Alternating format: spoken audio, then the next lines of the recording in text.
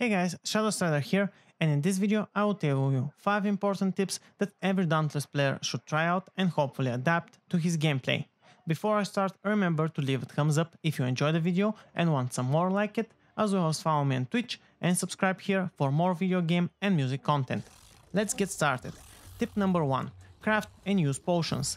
I see many people who think that it is useless or a waste of time to gather up materials and craft some potions for later use. This is absolutely wrong. The damage reduction for 3 hits from Bulwark Tonic can give you those precious extra seconds to take down the behemoth. The same applies for the Frenzy and Blitz Tonics. If you use 1 or 2 Frenzy Tonics, that is a minimum of 50% increase to your overall damage and 30% if the behemoth is in rage. When you multiply that amount of damage over 2 minutes, you might as well kill it a lot faster, or you might as well kill it in the first place rather than just dying. Do not underestimate these consumables.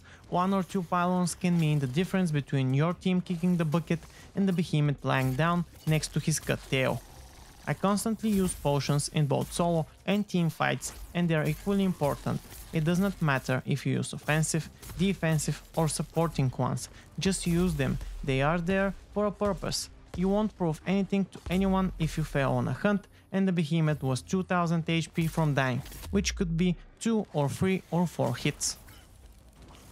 Tip number 2. Communicate with your team members. If you have just started out, chances are you will be playing mostly with random people. Even if you're a veteran of the game, sometimes you prefer to go in a group rather than solo.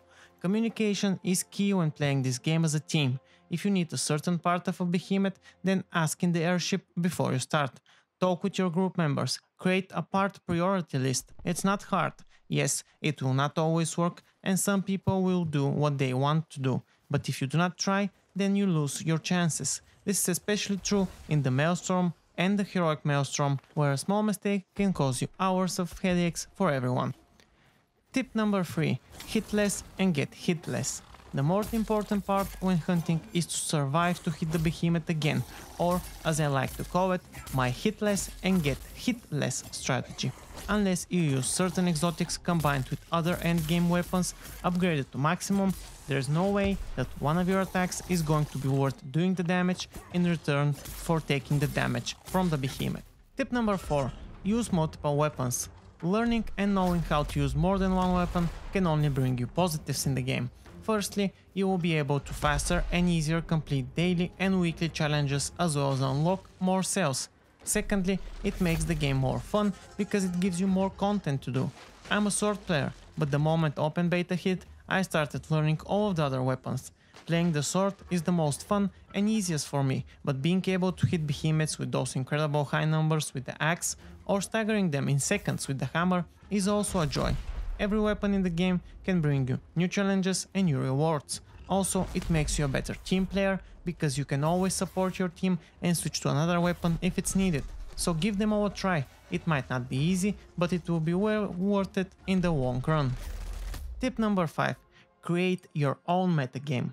Now, I won't be a prick and tell what people can and cannot do, but just because someone tells you this is the best build does not mean you have to listen to him. Yes, there are currently a couple of builds and combinations which are overpowered and bugged, but what's the fun in using those more than once? Yes, you can kill the hardest behemoths in less than 2 minutes alone and etc, but isn't it more fun to create your own build which kills it almost as equally fast or easy? Dauntless has thousands of combinations and possibilities to make your own metagame and your own viable endgame build. This applies to team and solo hunts. I will give you an example with myself. I'm currently trying to build a cunning and line life stats build for the hunger, because it sounds fun and it sounds practical. Yes, I did try out the Ether Hunter Pacifier Rage Hunter build and it was overpowered and it does work, but I got tired of it after 2-3 hunts. Experiment, test, try out, share it with people. Just because a group of people all use one thing at the moment does not mean everyone has to use it.